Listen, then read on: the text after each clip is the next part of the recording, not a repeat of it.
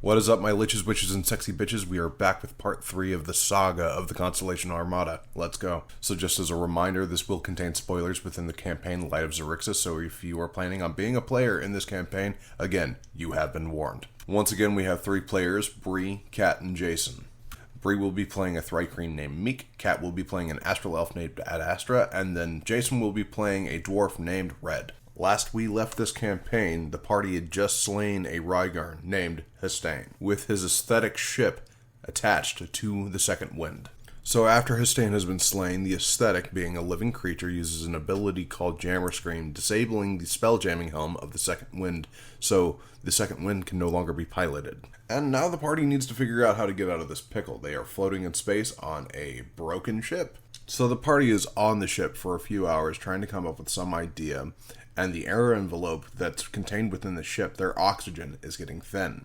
After seeing a pod of Kindori, aka space whales, floating around their section of the wild space, Red gets a really cool idea. Now the party has learned that the Kindori are attracted to lights, so using this, they attract the Kindori, bring them close, they rope them up, attach them to the ship, turning the ship into Santa's sleigh if Santa's sleigh was pulled by giant whale reindeer. Now, while the second wind is being pulled, Red decides to try and repair the spelljamming helm, successfully doing so by the time they arrive at their destination. So now they have a working spelljammer again, and they have arrived at an asteroid, a lone asteroid with a crooked tower built atop it. Now this asteroid does have a dock of sorts, but because of how tiny it is, they can't dock the second wind there, so they remove jolly boats and row their way there. After arriving on the asteroid, they meet a wizard named Topla, who is a good friend of Commodore Crux. And Commodore Crux then explains the situation. Now, Crux is expecting Topla to have a map of a wildspace section called Doomspace, but Topla doesn't have that. Instead, she has a thing called a wildspace orrery, and she's willing to give it over to the party if they help her out with a problem. The problem would be Big Mama. Now, Big Mama is a voidscaver that's been attacking the asteroid and specifically the birds around it, and Topla really likes her birds, so if the party removes the voidscaver from the area, she'll give them the wildspace orrery. And because of how funny this ended up being, I'm going to tell you what actually happened instead of what they were planning beforehand. So this big voidscaver comes out of nowhere, and voidscavers are basically like sharks or fish, but it's ginormous, and it starts attacking everything it sees on the rock near the tower. So naturally, the party retaliates. Unfortunately, B.E.A.R does end up getting destroyed, and Red is really pissed, and it turns into a Rocky Balboa fight that went on for way too long, until the voidscaver sees an auto-gnome. Now, Topla has some auto-gnomes that have been taking care of her tower while she's doing wizard stuff. I don't know. Well, Big Mama eats one of them, and immediately afterwards blows up, and Red is smiling his ass off. So, this fucking man thought it was just a great idea to install a bomb inside another living creature in hopes that it would be bait for a giant space shark to eat it and then blow it up. That's fucking maniacal. But at the end of the day, they get paid in the wildspace orrery. No matter how nefarious their plans were, they got the job done. And that's all that matters. That's all that matters. So Topla, after paying them, also tells them that they should look out for a person named Grimzod Garganhail, a captain of a ship called the Last Breath. Now, Grimzod is able to help them with their cause, or at least Topla thinks so, and offers to escort them there. So after agreeing, the party heads out. And that's the end of this chapter, and now we are getting into Chapter 6, Grave Alliance. So, the party heads out on the second wind with Commodore Crux, Mr. Flinch, Fel Ardra, and now Topla. Now the party takes off into wild space and finds the Last Breath. The Last Breath is a space galleon that has been beat to crap. It has been dropped to 90 HP, and this thing starts off with like 250. So the party hops aboard the Last Breath and introduces themselves to Grimzod Garganhail. But they were not aware that this Grimzod is a vampire. A pirate. He's a vampire. Now, Grimzod tells the party that his ship and the rest of his fleet have been destroyed by Commander Vale, who is a commander for the Xaryxian Empire. Now, Grimzod has pointed out that he is not a fan of the Xaryxian Empire, and he is happy to help the party destroy the Xaryxian Empire in any way that they see fit. So, he's happy to help them. But that is not to say that the crew of the Last Breath is happy to help the party, because immediately after this, there is a mutiny. Now Grimzod immediately begs for the party's help and says, hey, if you are able to help me, I'm going to give you a weapon that can destroy the Xaryxian Empire. So, the party helps him. One of the biggest things that happens in this combat is the fact that there is a will-o'-the-wisp, which is the spirit of the last breath. And this will-o'-the-wisp is a part of the mutiny. Now, the will-o'-the-wisp goes on to the second wind, the party's ship, and then possesses Mr. Flinch. We'll get back to that in a minute. But the party ends up fighting a bunch of these vamp pirates, some zombies, and then works their way down to the brig and finds an astral elf female sleeping in a cot. Grimzod turns to the party and then says, as I promised, here's the weapon that can destroy the Xaryxian Empire. The party was naturally very confused because it's just a person, so I'm going to read this straight from the book. The elf's gold pupils twinkle as she speaks in a superior tone. I am Princess Zendali, daughter of Emperor Zavan and heir to the throne of Xaryxis. Now the party continues fighting their way off the ship with the princess in hand and notice that the second wind, their living ship, is on fire. So Red and Meek go straight to the ship and they put out the fire, but they also discover that the person who set the fire to the ship was Mr. Flinch while he was possessed. Now this act during possession led to Mr. Flinch's demise as he burnt himself alive. Now, Astra, putting two and two together, found the will-o'-the-wisp, cornered it, and the will-o'-the-wisp tried to possess Astra, but Astra was able to successfully forego the DC check, and then trapped the will-o'-the-wisp in a bottle and threw it off the last breath, and it has been floating in wild space ever since. After repairs have been made to the ship and the mutiny is over, we are done with this chapter. This also brings us to Part 3, Chaos and Doomspace, Chapter 7, Trust Issues.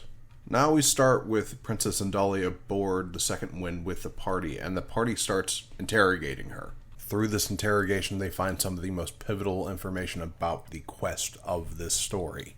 The Emperor of the Xaryxian Empire, Zavan, has passed away. The death and funeral of the Emperor are his final stages in his ascension to godhood. His dying wish is that he would become one with the light of Xaryxis when the star is at its brightest. That wish prompted Xelith's attack on the character's homeworld, the Radiant Citadel. The only way to save the Radiant Citadel is to destroy Xaryxis, the star at the heart of Xaryxis space. If the star dies, the crystal vines on the Radiant Citadel will die as well. And everything else she told the party already knew. So, the party continues on towards Doomspace. In order to do so, they leave the wild space region that they're in, and they enter a very interesting area within the universe of D&D. This is called the Astral Sea, and it connects all of the wild space systems together. The Astral Sea has a silvery haze about it, almost like a mist. The interesting thing about the Astral Sea is that you can have a creature living there for millions of years. This creature would not require to eat, to sleep, to breathe. It would just exist. After sailing through the Astral Sea for a few hours, the party finally arrives at Doomspace, and the Wild Space Orrery points their direction to where they need to go. Commodore Crux leads the party to a moon called Arun within Doomspace to locate an old compatriot of his, Warwick Blastomoff. Now, because of how vast Doomspace is, it takes them 7 days to get to the moon of Arun. Once they arrive, they go down to the moon and then try and land, or as close as they can. They drop a rope ladder and then work their way down. Now, Arun is a jungle moon, so they're preparing an away team with Commodore Crux leading it. They make their way down to the moon's surface and immediately find Warwick Blastomoff jumping out of jungle bushes, being chased by starfish-like plant creatures called Artuks. With Warwick Blastomoff's help and Commodore Crux, the party kills all of the Artuks, and they're talking about hanging out for a minute, but immediately two Bulette just pounce out of the ground and then start charging at the party, and Warwick suggests it's time to go. And here we get to Chapter 8, Arena of Blood. So Warwick Blastomoff has been trying to start a coalition against the Xaryxian Empire. He has been unsuccessful thus far, but he has a good idea where to start from here. Warwick Blastomoff leads the party to Vokoth's base. Now, we have different faction leaders and captains, and all of their ships surrounded Vokoth's base, all coming to attend this arena fight. Vokoth is a big fan of blood sports, and this is a perfect opportunity to show these faction leaders and captains what the party can do. When they arrive inside, the NPC that I've been running for the party, Olus, hands Vokoth 20,000 gold. The party is naturally super confused, as I wanted them to be, and we didn't address what it was for at all. We just moved on. To gain the attention of the faction leaders, the party immediately volunteers for the arena fight and hopes to voice their opinion about the coalition. So, Vokoth says, absolutely, get in my arena, kill some monsters. So this is a part of the campaign where I was actually scared for a minute because I thought I was going to kill a character or I might even get a TPK. I shouldn't have been worried about that at all. So there are 3 matches within this arena fight, and I'll go through each one. Match 1, Thrasher and Gnasher, 2 brogues who are just a modified giant. The party kills. They just murder him. Match 2, Brutus the Braxic. This is where I have issues. So, a Braxic, who is also a form of giant but looks like a rhino. Astra didn't want to fight him because of how big he was. She was worried that she would die. So she says, "Hey, what's your name?" And I know I could have killed them at this point, but it was too funny not to do this. Brutish? And as I released this dilapidated version of Grog Strongjaw out of my voice, the party refuses to kill him. Just like, we can't kill him. His name is Brutus. He has a personality now. And I hate it because this was supposed to be a boss that was supposed to be able to TPK to kill. And now he's an NPC who owns his own chocolate shop. That is not a joke. He has a chocolate shop. He is a regular NPC that they go and say hi to occasionally. And I hate it. They convinced Brutus to throw the fight over an amount of gold. And he's like, I hurt my leg. I'll go sit down. And that was the end of match 2, so I decided with match 3 I was not holding back. If I killed someone, it'd be a shame. So match 3 rolls around. Queen Gorma, a giant megapede, appears in the arena and starts beating the crap out of my party, and I was so happy. No one died, but we did get close. I think Meek was the one who finished off Queen Gorma. Meek was doing a lot of the heavy lifting, given the fact that he is a barbarian. The party overcame every match, and they felt like champions up until the very end, as a freaking astral elf riding a adult solar dragon busts into the entire arena, demanding, "Give me my sister back." And that's the end of the chapter. I'm going to end the video here.